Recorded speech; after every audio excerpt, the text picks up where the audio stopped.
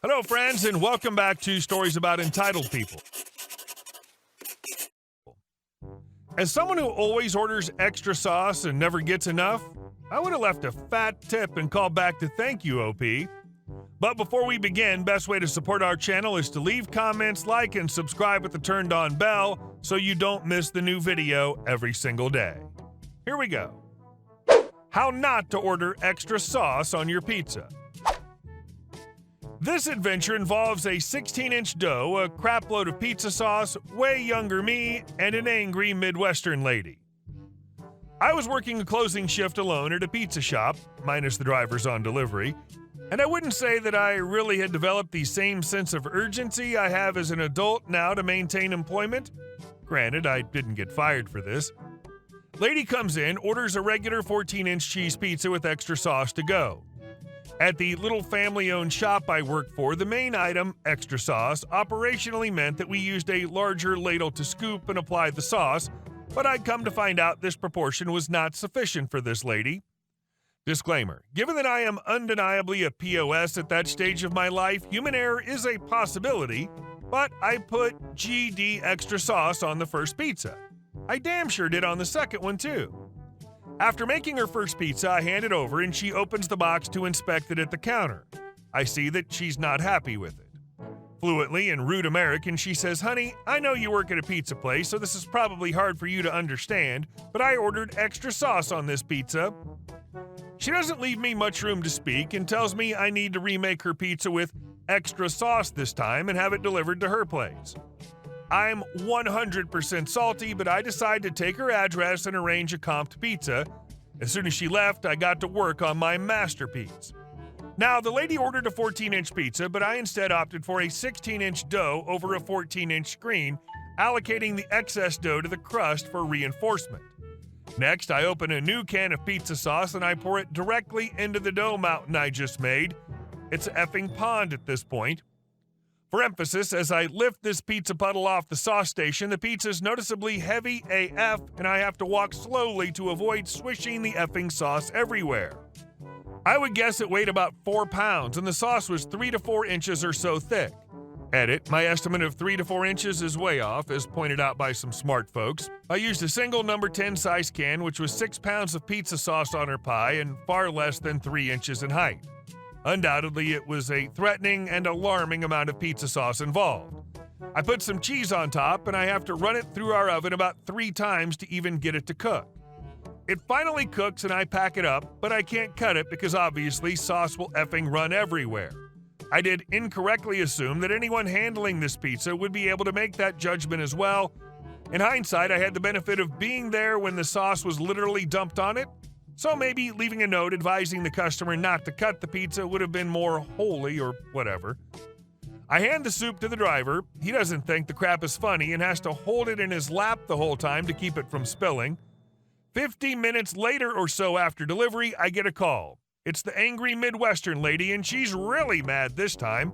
I gather from our conversation that she made an attempt to slice that pizza and made quite the mess for herself in the process. I didn't say anything funny or witty back, I just gave her the number to use for complaints, but internally I thought it was effing hilarious. She sent a scathing review of my masterpiece, which printed at the station next to me and was promptly shredded that evening.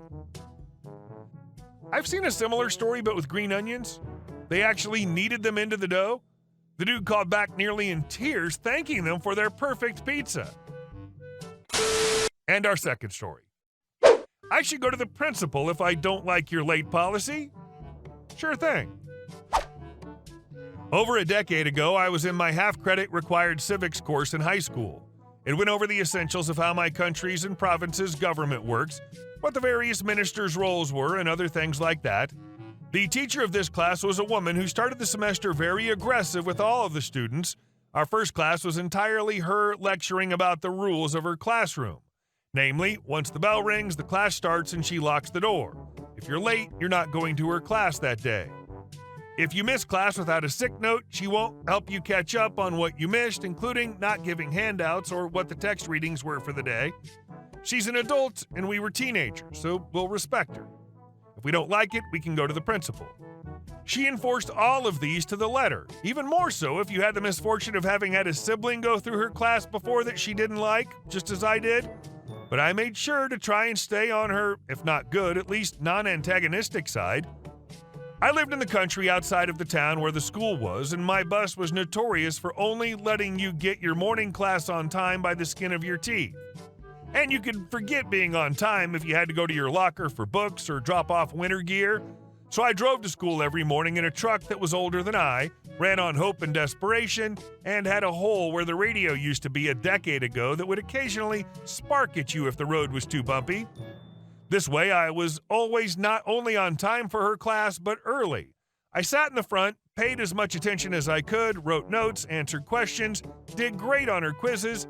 I was determined in my teenage mind that I could change her opinion on me and show that I wasn't my brother. But none of that mattered. I was knocked points off of quizzes because of my poor handwriting. I would later, as an adult, find out I have dysgraphia. I would only be selected to answer a question if mine was the only hand, and even then, if I was wrong, I'd be berated instead of corrected. She did not like me, and over the course of that half semester made it very clear that she would only ever view me with malevolence. And if I was lucky, I'd get to the point of ambivalence.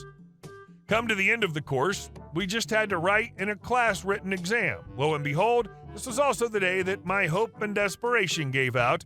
My truck broke down and the bus passed while I was trying the normal fixes to get it running again.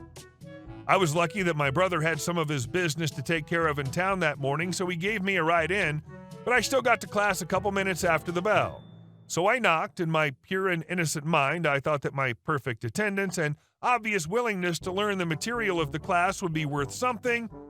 To my surprise, it was. She actually opened the door, the first of the semester, and told me that I was late and obviously didn't have any respect for her or the rest of my class to interrupt their exam like this.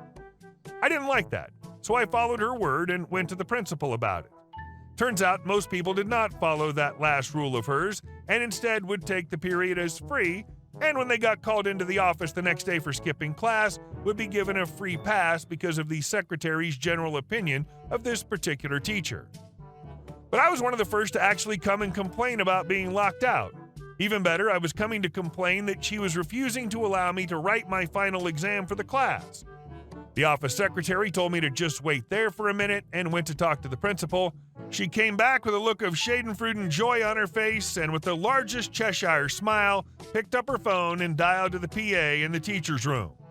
Over the phone, she said, quite loud enough for the whole office to hear, "Miss Redacted, Mr. Principal Name is asking that you not force a student to fail and allow Mr. My Last Name in to write his exam."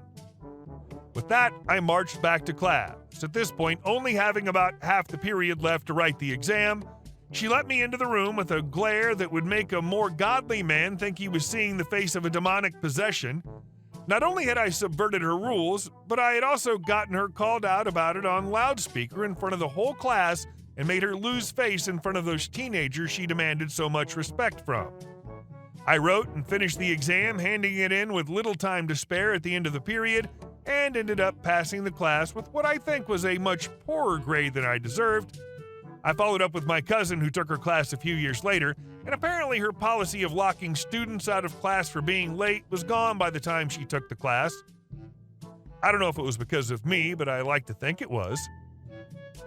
Yes, what you did had an effect on how she conducted her classroom. You brought attention to where it was needed, her poor classroom management. And our next story. The HOA is towing my car. I recently came back from college and I couldn't get a parking decal from my property manager's office since they're closed. I live in Fort Lauderdale. However, I was able to get into contact with someone and was given an online permit to prove that my car can legally park there.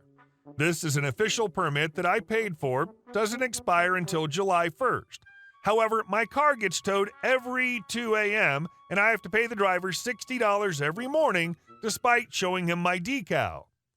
He says that although the decal is official, the head of my HOA who lives in my neighborhood keeps reporting my car to get it towed, and once he gets the order, I have to pay him to get my car back. As much as I hate to be this person, I'm the only black person in my community, and he's made it clear that he doesn't like my family living there and has always given us a hard time since he moved in 3 years ago. My family has lived here for over 23 years. Edit. I have no idea how to contact HOA or the property manager as my mother deals with them, and every time the car was getting towed, except the last time, she was the one to catch them and pay. I'll be contacting the HOA with her when she gets home, and we'll try to contact the property manager. My neighbor is a jerk, and I'll also be speaking to him personally when I get home. If legal action needs to be taken, we will definitely do so. Thank you. Edit. Talked to the property manager, and they said they rescinded my permit. I asked them why, and they said that they aren't doing those anymore. I told them they never gave me any indication of that, and they said they didn't plan on giving me any notice. Edit. As of what happens next, we plan on taking legal action mainly to get our money back and because it seems that what may have happened with the permits wasn't strictly legal. I still need to talk personally with the HOA guy who conveniently doesn't answer his door when I knock, but he has 2 big old dogs and we'll have to walk them eventually. It seems HOA tend to suck, especially in SoFlo. Thank you. It's important to approach this situation calmly and legally. Discrimination's not only morally wrong, but also against the law. Good luck. I hope you find a resolution that ensures fair treatment. And our last story. Veteran and HOA. Coming back from deployment is supposed to be about homecomings and cold beers, not staring at a patch of dirt where your house used to stand. Yet there I was, standing in what used to be my driveway, wondering if I'd gotten lost and ended up in a Twilight Zone episode. My house, along with my savings, my collection of vintage comic books, and my prized '67 Mustang, had all been replaced by this monstrosity that looked like it was designed by a colorblind architect in a hurry because he was constantly being screamed at by a crazy Karen. Hurry the F up, or I'll crap my pants and blame it on you. The culprits, my dear HOA and a neighbor I'd only ever known as Curtain Twitchin' Darla, the self-appointed guardian of neighborhood gossip.